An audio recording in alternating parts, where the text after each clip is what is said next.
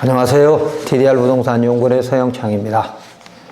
이번 시간은 현황도로 공도 만들기 제10장 국토부는 건축허가의 진입로 규정을 재정비해서 지자체와 국민을 위하여 공도를 만들 의무가 있다 입니다. 지난 100회에 걸쳐서 현황도로, 제가 말씀드리는 현황도로는 건축법 지정도로가 아닌 도로를 말하는 겁니다.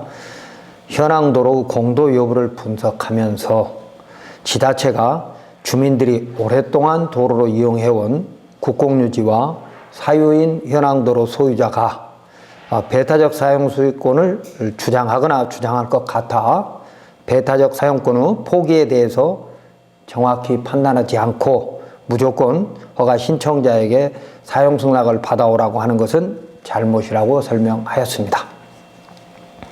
그런데 현행 건축허가의 진입로 규정은 허가권자의 재량적 판단을 존중하고 있어 건축허가 신청자는 그 현황도로가 건축법의 구조 너비 기준에 맞아도 사용 승낙을 요구하는 지자체의 보안명령을 이행하지 못하면 건축허가를 받을 수 없는 상황이 되죠.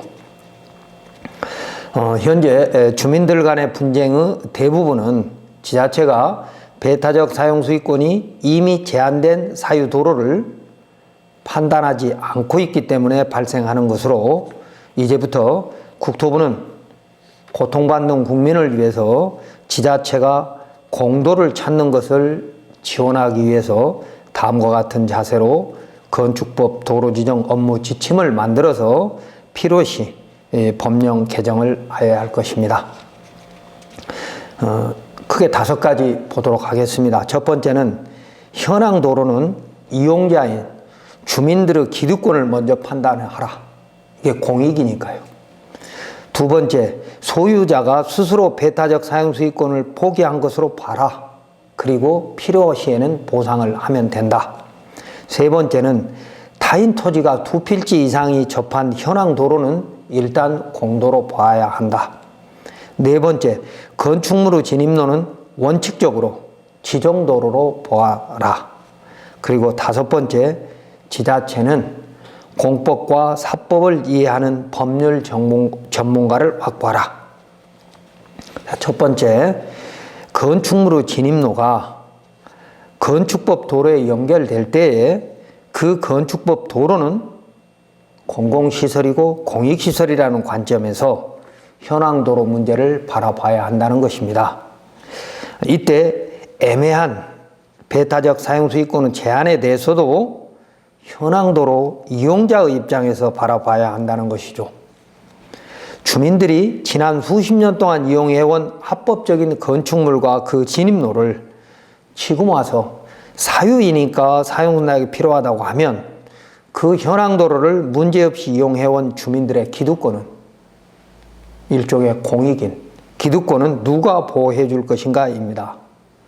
국가가 관심을 갖지 않는 것은 정말 잘못이죠.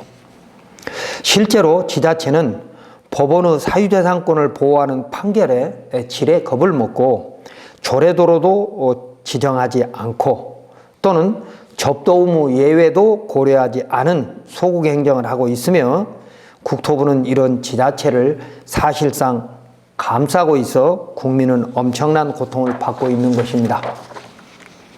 두 번째, 그 현황도로 소유자 또는 개설자가 건축허가, 개발행위허가, 분할허가 등을 받을 때에 이미 도로로 사용할 것을 명시적이지는 않았어도 허가권자에게 약속하였고 허가권자도 그 건축허가서에 특히 이 허가 신청서에 보면 설계도면이 있죠. 설계도면의 배치도 등 이건 내가 도로로 사용하겠다고 허가권자한테 도로 지정을 요청한 것입니다.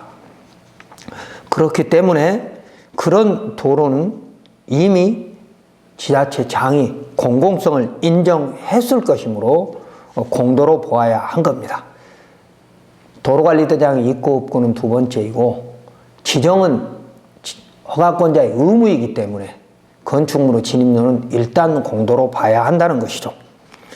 또 개발행위허가 운영 지침에도 보면 허가권자는 개발행위에 따른 기반시설의 설치 또는 그에 필요한 용지 확보, 위해 방지, 환경오염 방지, 경관, 조경 등에 관한 조치를 할 것을 조건으로 개발행위를 조건부로 허가할 수 있다. 이게 국토계획법 57조 사항입니다. 공익상 이해관계인의 보호를 위해서 필요하다고 인정될 경우에 한해서입니다.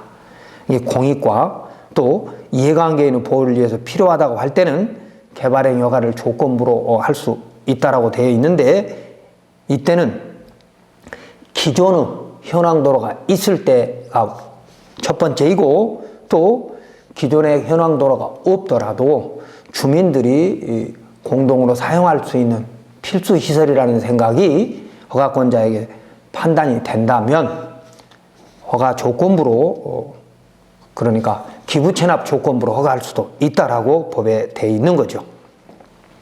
그래서 공공시설인 도로의 배타적 사용 수익권의 제한 여부는 전국적으로 같은 기준으로 판단하여야 하고, 또한 공공시설 확보 의무를 가진 지자체가 주도적으로 해결할 수 있도록 국토부는 업무 지침 또는 법을 개정해서 제도를 만들어 주어야 할 것입니다. 그리고 사유인 현황 도로가 불법으로 개설된 것이 아니라면 국가와 지자체는 그 도로의 공공성을 중요하게 생각하면서 법령으로 강제될 경우를 제외하고 소유자의 배타적 사용 수익권은 국민의 재산권이므로 보상을 해서라도 공도로 만들어야 할 것입니다. 세 번째, 건축허가에서 건축법 도로 지정이 원칙이므로 그 지정도로에 접한 필지는 지금 그 현황도로 소유자의 동의 없이 건축허가를 받을 수 있습니다. 그러나 지정도로가 아닌 현황도로로 건축허가를 받으려면 사용승낙이 필요하다는 불공평이 생깁니다. 물론 도로를 새로 만들어야 될 경우에는 당연히 사용승낙이 필요하죠.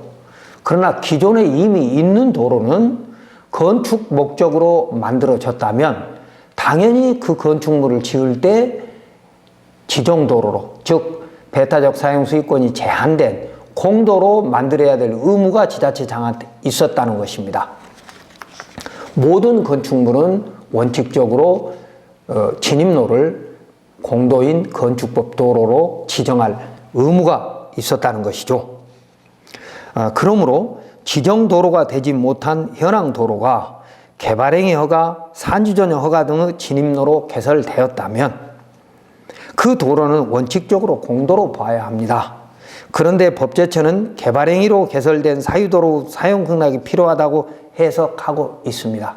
이것은 법제처에서 원론적인, 원칙적인 해석이고 케이스 바이 케이스로 다를 수 있다고 말하고 있습니다. 그러나 국토부와 지자체는 개발행위 허가에서 기반시설인 도로 확보 의무가 있는 사유 현황 도로의 공공성과 또 사유재산권의 보호에서 건축 및 개발행위 진입로를 공공시설 및 공익시설로 보아서 배타적 사용수익권이 제한되었다고 판단할 수도 있을 겁니다. 케이스 바이 케이스라는 겁니다.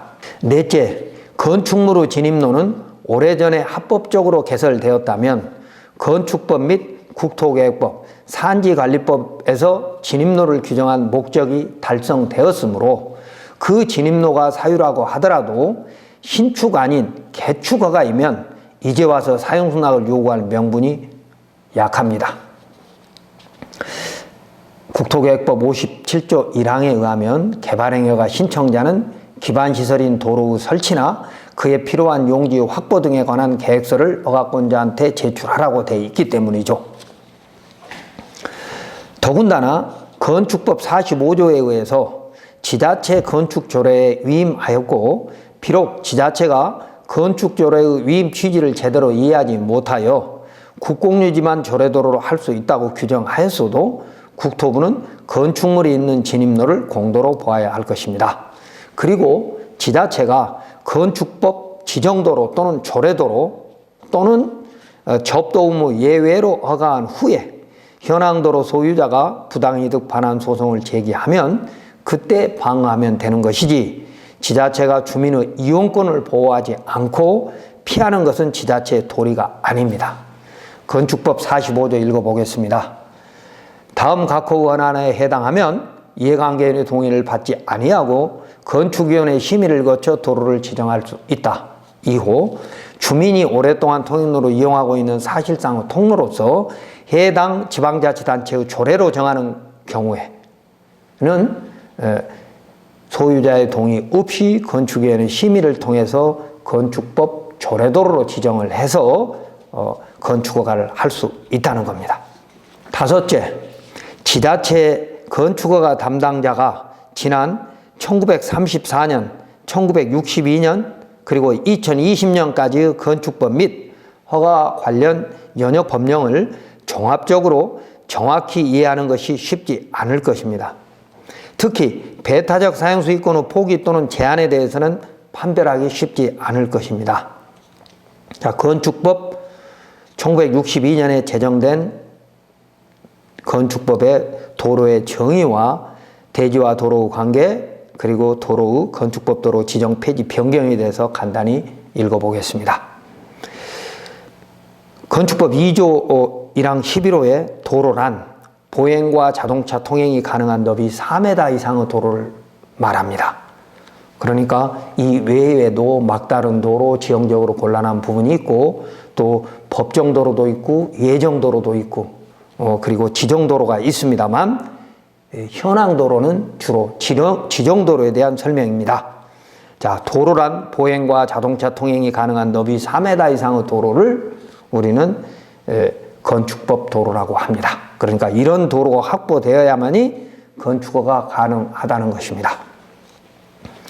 그리고 44조에 보면 접도 의무가 나와 있는데 건축하려는 대지는 2m 이상이 도로에 접해야 한다. 그러니까 이때 도로는 2조 도로니까 너비 4m 이상의 도로에 2m 이상이 접해야 한다. 그 말입니다.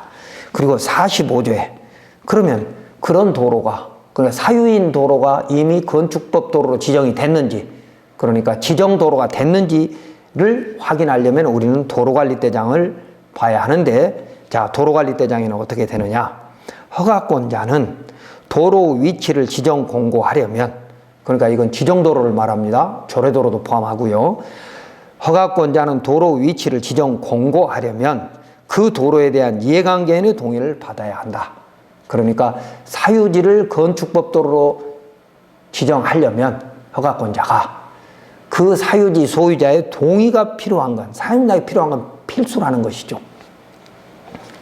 그리고 그것을 지정한 근거는 도로대장에 남아 있는 것이고 그 다음에 공고는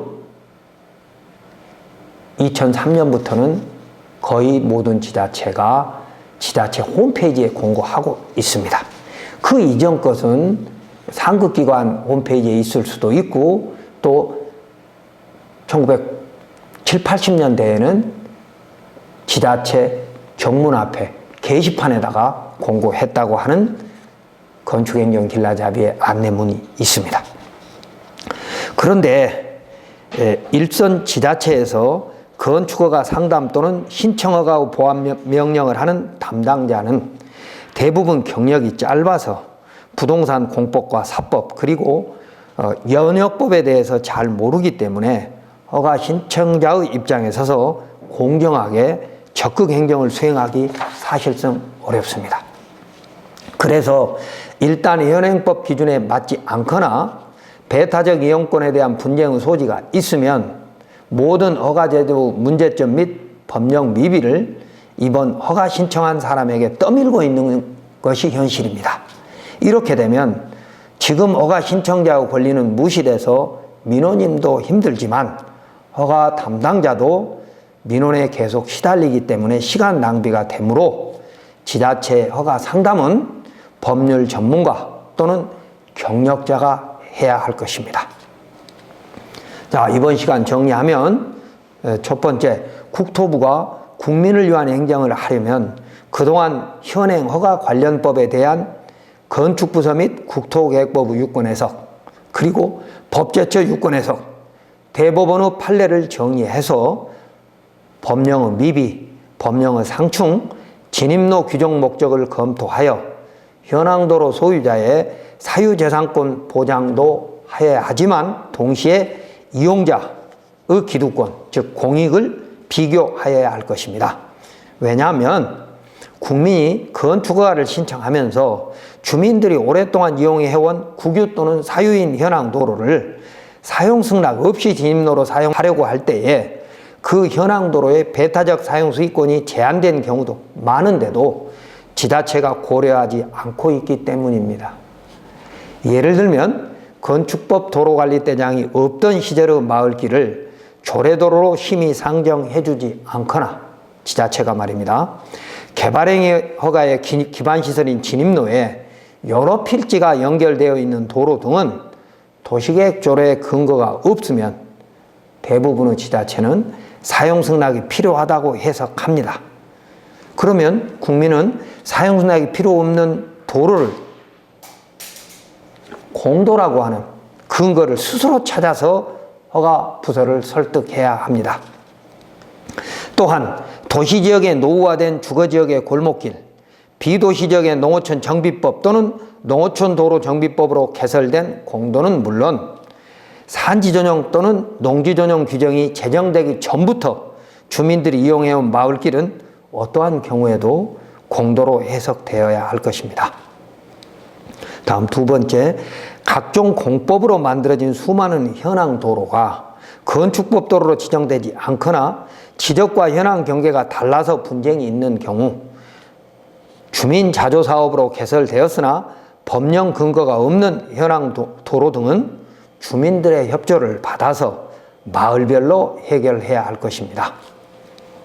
다음 세 번째, 지자체가 공공하수도 설치 등의 목적으로 권리 없이 배타적 이용권을 침범하였다거나 또는 다수 주민이 사유재산권을 침해한 것이 명확한 현황 도로는 지자체가 소유자에게 적정한 보상을 해서 주민들 간의 분쟁을 막는 것이 곧 도시와 농촌이 균형 발전을 할 수 있는 시작점이므로 국토부와 지자체는 현황도로 해결에 적극 나서야 할 것입니다.